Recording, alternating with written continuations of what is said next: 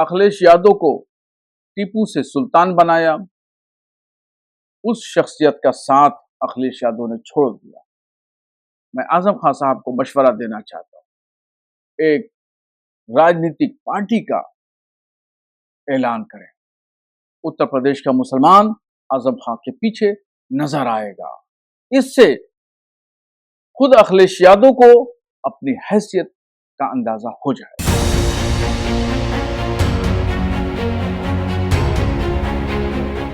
वो नेता जिसे एक वक्त पर समाजवादी पार्टी के रीढ़ के रूप में देखा जाता था, वो नेता जिसने समाजवादी पार्टी को अपने खून पसीने से सींचा, वो नेता जिसने अपनी कार्यकुशलता और पार्टी के लिए अपनी वफादारी की बदौलत मुलायम सिंह को मुस्लिम समुदाय के बीच मुल्ला मुलायम का खिताब दिलवाया और अखिलेश को टीपू से सुल्तान बनाने में अहम भूमिका निभाई। वहीं आजम खान 23 महीनों तक सीतापुर जेल की काल कोठरी में बंद रहे, लेकिन अखिलेश यादव ने उनका हाल तक जानना जरूरी नहीं समझा। न ही अखिलेश ने आजम की कोई हाल खबर ली और न ही समाजवादी पार्टी में ऊंचे पद पर बैठे हुक्मरानों में से किसी को भी आजम की याद आई। फिलहाल अब आजम खान सीतापुर जेल से बाहर आ चुके हैं और सियासतदानों की तरफ से सियासी तीर छूटने भी शुरू हो गए। कोई आजम खान का सगा बन रहा है तो कोई उनको लेकर पाला बदलने के कयास लगा रहा है। इसी कड़ी में यूपी के उप मुख्यमंत्री केशव प्रसाद मौर्य का बयान सामने आया है। मौर्य ने आजम के अब तक के सियासी वर्चस्व को कुठाराघात करते हुए ये कह दिया है कि आजम खान समाजवादी पार्टी में रहे या बसपा में, हार तय है। केशव का ये बयान आजम की रिहाई के बाद आया। उन्होंने अपने सोशल मीडिया पोस्ट पर आजम के साथ साथ विपक्ष पर भी तीखा तंज किया। उन्होंने लिखा कि आजम खान चाहे समाजवादी पार्टी में रहे या बसपा में जाए, सपा बसपा दोनों की 2027 में हार तय है। अब जब प्रदेश के डिप्टी सीएम भी ये बात कह रहे हैं कि आजम सपा में रहे या बसपा में जाए, तो एक बात तो साफ है कि आजम के पाला बदलने को लेकर सियासी गलियारों में चल रही चर्चा फिजूल ही नहीं है। फिलहाल आजम का इन सभी अटकलों पर क्या कुछ कहना है, अब आप ये आजम से ही सुन लीजिए। उनका बहुत शुक्रिया, सबका बहुत शुक्रिया, बहुत सी दुआएं उनके लिए। सर अभी भी बहुत सारी स्पेकुलेशन चल रहे थे कि बीएसपी ज्वाइन करने के तमाम स्पेकुलेशन चल रहे थे, इस पर क्या कहना चाहेंगे? देखिए, ये तो वही लोग बताएंगे जो एक्सपेक्टेशन, वो क्या कहा आपने, जो लोग अनुमान लगा रहे हैं वही लोग बता पाएंगे। मैं तो सर अभी अखिलेश यादव ने भी कहा, क्योंकि जेल में किसी से मुलाकात नहीं होती थी, फोन करने की भी मुझे इजाजत नहीं थी, कोई राब्ता हो ही नहीं पाता था किसी से।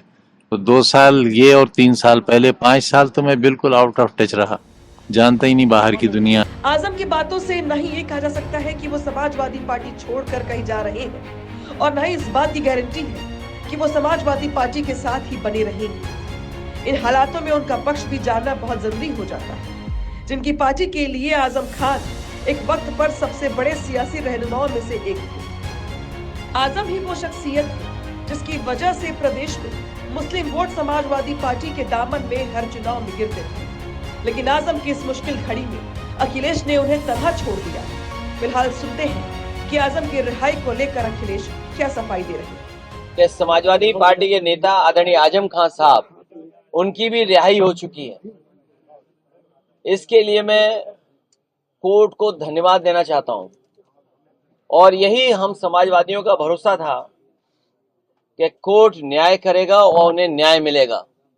हमें उम्मीद है कि आने वाले समय में एक भी झूठा मुकदमा या इस तरह का सरकार जो लगातार भारतीय जनता पार्टी की और वहां का विधायक, खासकर जो रामपुर का विधायक, वो भारतीय जनता पार्टी के लोग मिलकर के और एक ऐसा अधिकारी जिसको एक्सटेंशन पे एक्सटेंशन पे एक्सटेंशन पे एक्सटेंशन पे एक्सटेंशन कम बोला है मैंने, लगातार मिला है, वो अन्याय नहीं करेंगे।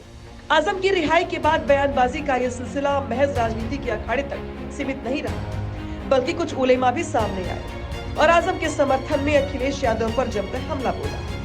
मौलाना शहाबुद्दीन रिजवी बरेलवी ने अखिलेश को एहसान फरामोश तक करार दे दिया और ये तक कह दिया कि आजम खान को खुद की नई पार्टी बना लेनी चाहिए ताकि अखिलेश यादव को उनकी हैसियत का अंदाजा लग सके। आजम खान साहब 13 महीने के बाद जेल से रिहा हो रहे हैं, मगर वहीं सबसे बड़े दुख की और अफसोस की बात यह है कि जिस समाजवादी पार्टी को उन्होंने खून और पसीने से सींचा, मास्टर मुलायम सिंह को मुल्ला मुलायम सिंह बनाया, उनके फर्जंद अखिलेश यादव को टीपू से सुल्तान बनाया, उस शख्सियत का साथ अखिलेश यादव ने छोड़ दिया।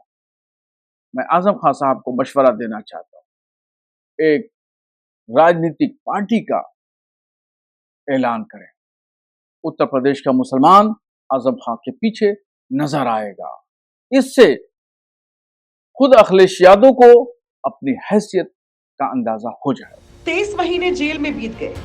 इस दौरान प्रदेश की सियासत में काफी कुछ बदला, लेकिन कुछ नहीं बदला तो वो है आजम का अंदाज। आजम अपने पुराने अंदाज में फिर से नजर आए, वही काला चश्मा, काली सदरी और सफेद कुर्ता।